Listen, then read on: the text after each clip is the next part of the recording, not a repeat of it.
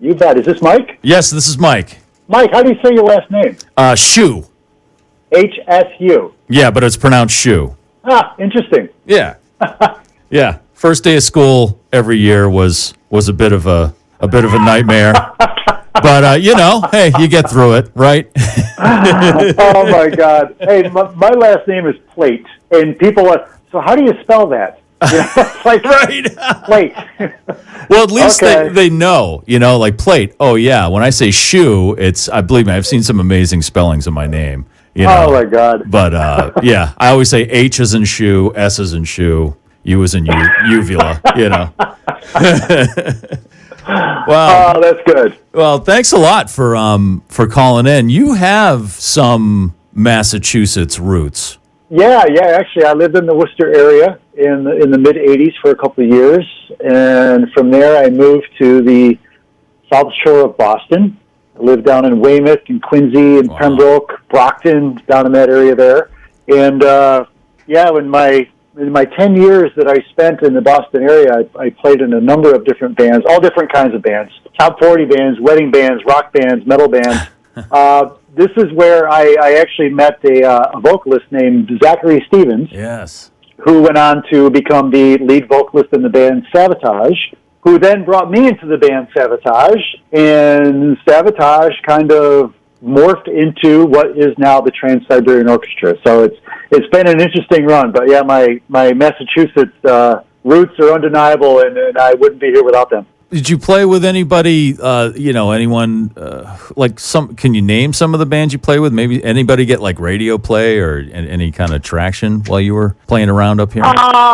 No. These were all really just kind of club bands. Uh-huh. There wasn't much in the way of anything like that. The last group I was in was called Wicked Witch, and this is with Zach Stevens on vocals. We played the metal hard rock scene for close to 3 years out in the area, and did very well, but never broke with anything on the radio or anything like that. Right. Well, now, I mean, you're with one of the most gigantic bands in the world, and I say that both in sound and physically. I know when I drive by the DCU Center here in Worcester at certain times of the year, except for last year, but I see the line of tractor trailers and buses, and I'm like, either that's the Northeast Knitting Convention or TSO is back in town.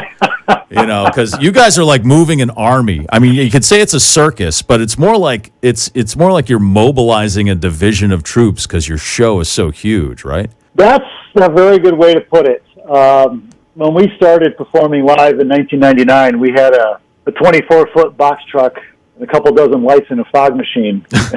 And now we pull into town with like 20 tractor trailers and 12 buses and one of the most elaborate, dynamic shows that's out there on the road. And our fan base and people have supported us and, proven that every year. We do incredible numbers every year. The shows are usually sold out, fantastic response, and here we are all these years later, still doing it. Aside from last year, we have been out there performing every holiday season since 1999.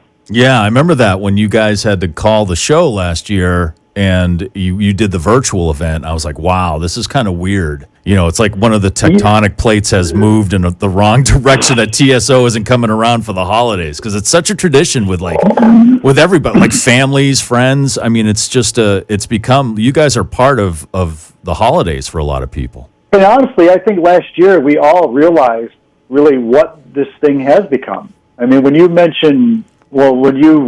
that what you have created and what we've worked for all these years has become tradition, that's pretty heavy. Yeah. And to think that tradition for me is not being home for the holidays. And last year, it was great being home and spending the holidays with my wife and my pets and my family and all this and that. But it was like, man, this just doesn't feel right. Yeah. There was times during the afternoon or the evening I'd be like, I should be on stage somewhere. This is not right.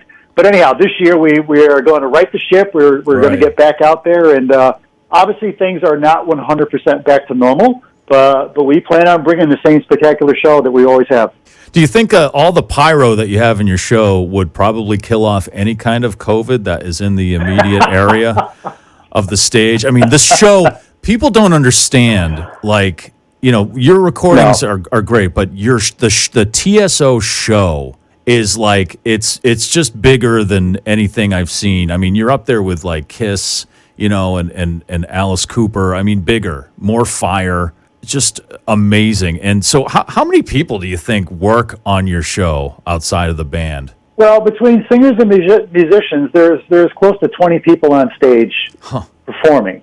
But our crew is over 100 people. Oh my God! And then when we come into town, we have to employ a number of local people to get the thing set up and tore down. But it is quite an army of people. I tell you, when we come into town for a day off, it's like we literally take over the whole hotel. It's something, but we have the best of the best out there on the road, and I am just so thankful and grateful to be a part of it, to be on stage with the musicians and the vocalists that I'm able to work with. But all the credit to Paul O'Neill. He had a vision, right, he had an idea years ago, and he stuck to it. And if it wasn't for his dedication and his energy, we wouldn't be here talking right now. Yeah, absolutely right.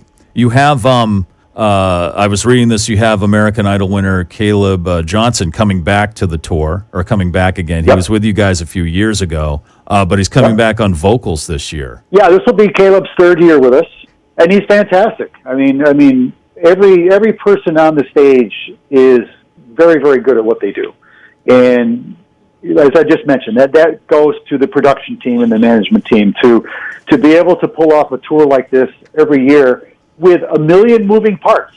Yes, and literally. Honestly, every show goes off pretty much without a hitch, and it's amazing. Everybody that has been brought in to put this show together and perform it and take it on the road is really at the top of their game and knows exactly what they're doing. This is the 25th anniversary tour of Christmas Eve and Other Stories, which, again, much like you guys, your show is pretty much a holiday tradition with families throwing that on around the holidays, and it's been so strong every year. It's Jeff, I'm not blowing smoke here, but the songs from that album are up there with White Christmas now, and Frosty the Snowman. These are the music of the holidays that have become timeless. And what your observations actually playing the music, being part of the show, why do you think something like Christmas Eve and Other Stories has endured with all ages and all types of people for so long?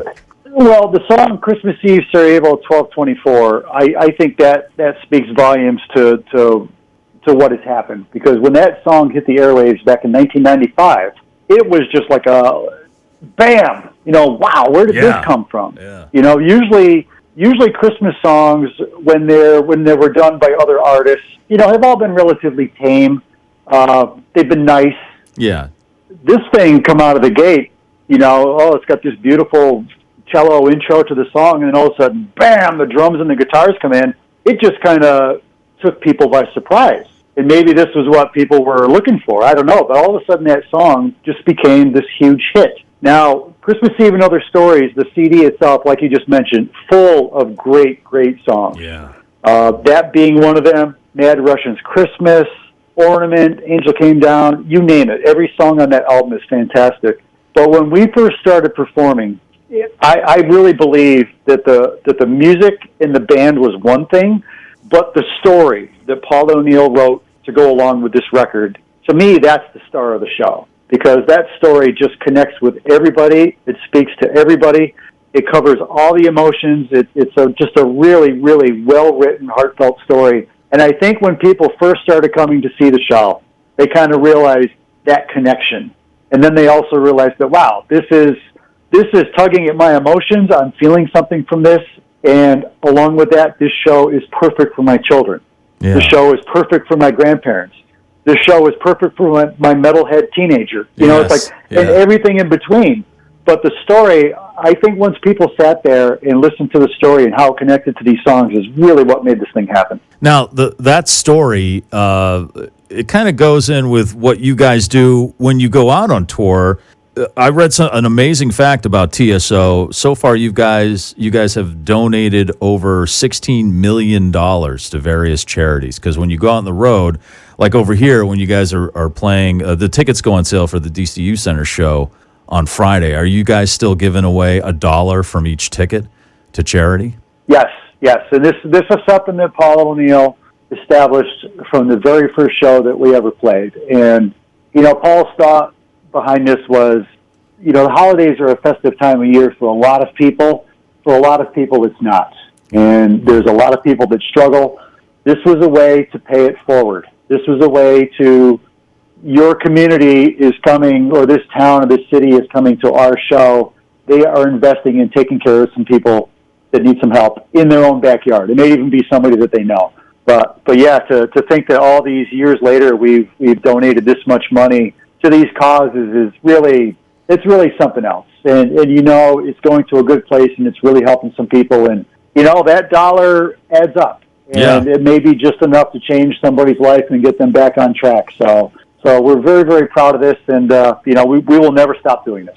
Well, like I said, the tickets go on sale Friday. Trans-Siberian Orchestra, the 25th anniversary of Christmas Eve and Other Stories, November 27th at the DCU Center. So, it'll sell out. Get your tickets early, and like we just said, $1 of each ticket will go to charity. Now, before I let you go here, Jeff, have you ever? I know you guys are pretty much synonymous with Christmas as far as Christmas. Even you've got other albums out with other music, but really, it's the big one. Have you ever thought about maybe covering another holiday like Thanksgiving and Other Stories, or maybe the less popular President's Day and Other Stories? I don't know. Maybe something where it's like the family gets together at the table. There's an epic fight, a huge bet. Somebody throws cranberry sauce. I don't know. Has that ever been explored?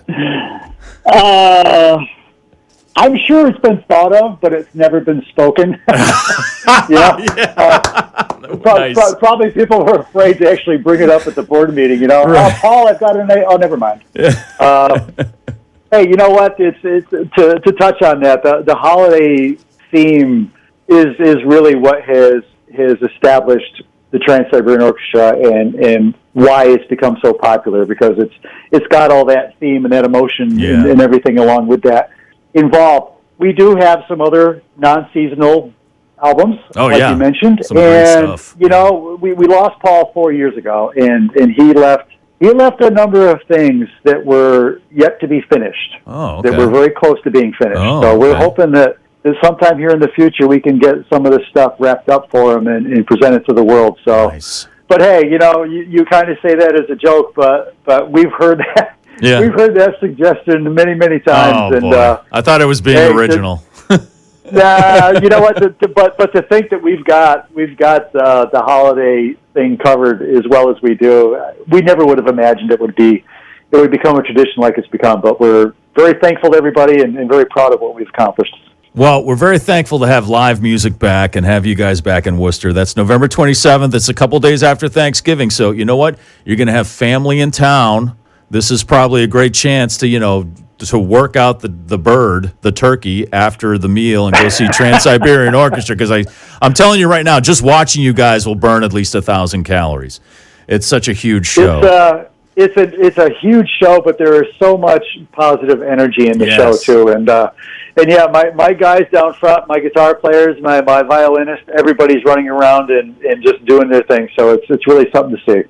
Awesome. Well, Jeff Plate, thank you so much for taking the time to talk with us. We look forward to seeing you November 27th over here at the DCU Center in Worcester. Thanks a lot, man. You got it, man. Take care.